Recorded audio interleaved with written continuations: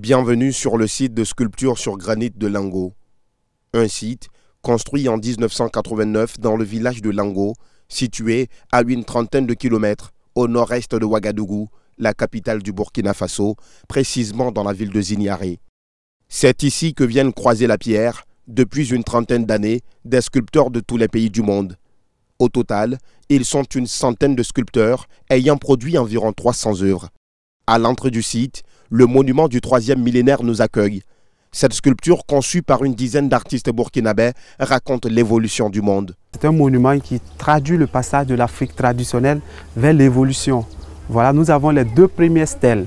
Et ces deux premières stèles nous présentent la culture, la civilisation africaine en 8 plaques de bronze. Mais à partir de la porte que nous traversons pour entrer dans la modernité, nous avons cette mondialisation qui est regroupée en 4 propositions, où on verra déjà la technologie, ainsi de suite, jusqu'à la conquête de l'espace à travers les fusées et les satellites. Vincent Sango, comme tous les guides touristiques du site, connaît par cœur l'histoire, l'auteur et le message que véhicule chaque œuvre. Remarquez bien qu'en bas, on a une seringue. Voilà, et l'artiste sur la seringue bouche le bout de la seringue. Voilà, donc après Marie-Claude dira que le malade n'a pas forcément besoin des injections. Il a aussi besoin de la société, il a besoin de la communauté. Il ne faudrait pas qu'on les rejette. À l'instar de la souffrance, les sculpteurs mettent en exergue à travers des œuvres zoomorphes, abstraites, figuratives ou anthropomorphes, plusieurs thèmes. La vie, la femme, la course aux richesses, le masque dans la société traditionnelle, le pouvoir ou encore la mort. Et cet artiste s'intéresse aux pas de pied. Et voici 2 empreintes de pied, là où il met 2 visages à l'intérieur pour dire que ce sont les pas que nous faisons qui guident notre esprit. Et le pas reculé est une personne qui reste toujours à la maison renfermée. Quand vous êtes à la maison, voici que vos yeux finiront par se renfermer sur vous. Vous ne découvrez pas des nouvelles choses, ce n'est pas bien. Et l'esprit se renferme, vous êtes limité. Malheureusement, vous pensez tout connaître, vous avez la bouche ouverte, vous parlez beaucoup. Et Romain nous dira, il faut toujours sortir pour en profiter, pour visiter. Et quand vous sortez le pas en avant, les yeux s'ouvriront, l'esprit se libérera et la bouche se fermera à moitié. L'une des particularités du site de sculpture sur granit de Lango, cette savane hérissée d'arbres rabougris, d'herbes jaunies et d'affleurements granitiques. Un cadre idéal pour nourrir une imagination féconde et faire naître de la pierre de magnifiques œuvres. Nous avons, en plus d'un site touristique sur granit, un site naturel. Voilà où tout est délaissé, tout est laissé naturellement, où on peut voir certaines plantes, certains arbres que vous ne verrez nulle part ailleurs. Le site des sculptures sur granit de Lango est l'un des sites les plus visités du Burkina Faso. Il a même atteint le pic de 10 millions de francs CFA de recettes annuelles et obtenu en 2016 le prix du meilleur site touristique du pays.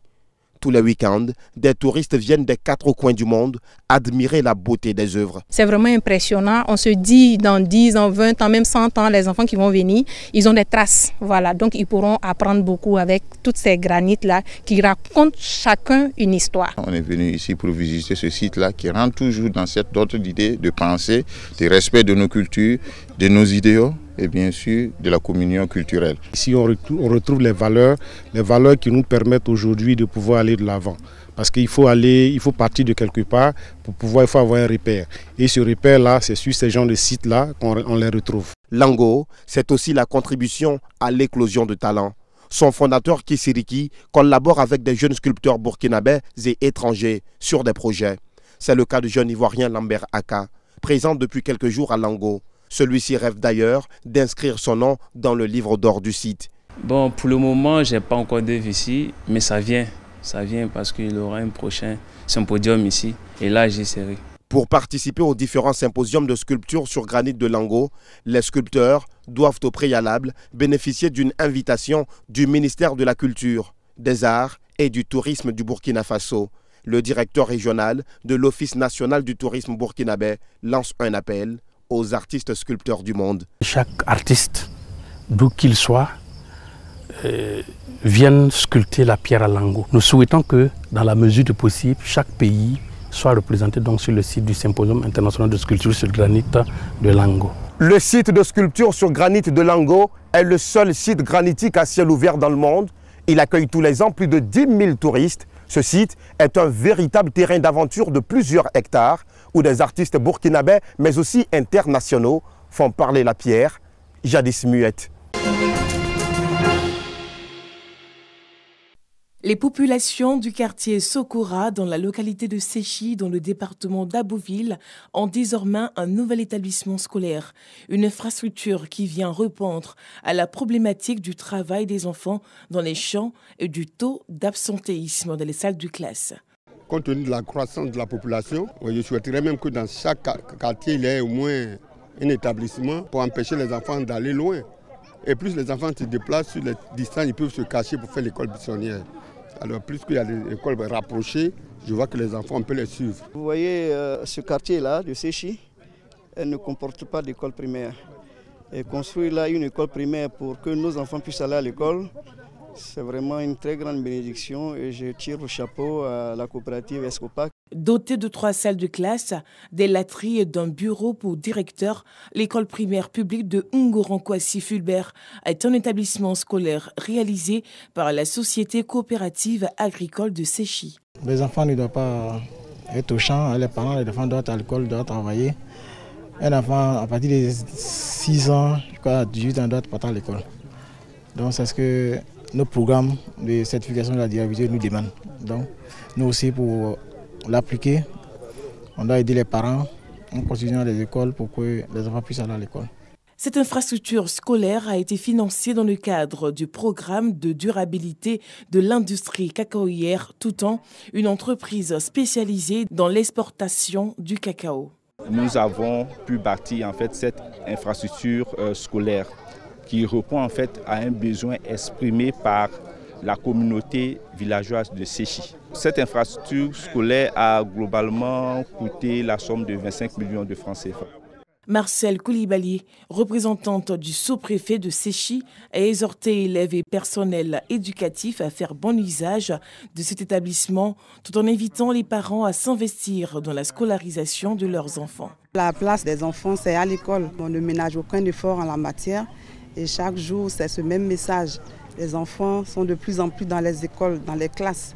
Je crois que c'est ce message qu'on doit réitérer à chaque fois au niveau des parents d'élèves. À l'initiative de la construction de l'établissement scolaire, la Société coopérative agricole de Séchi entend doter l'établissement d'un logement pour enseignants et de 3 autres salles de classe.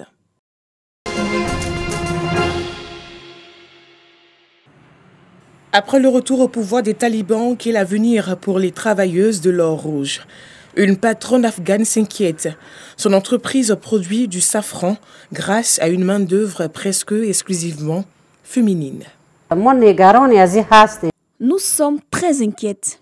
Nous sommes inquiètes depuis que l'Émirat islamique a pris le pouvoir. S'ils empêchent les femmes de travailler, ce ne seront pas les hommes qui parviendront à cueillir 1 kilo de safran parce que cela nécessite une immunité que seules les femmes ont.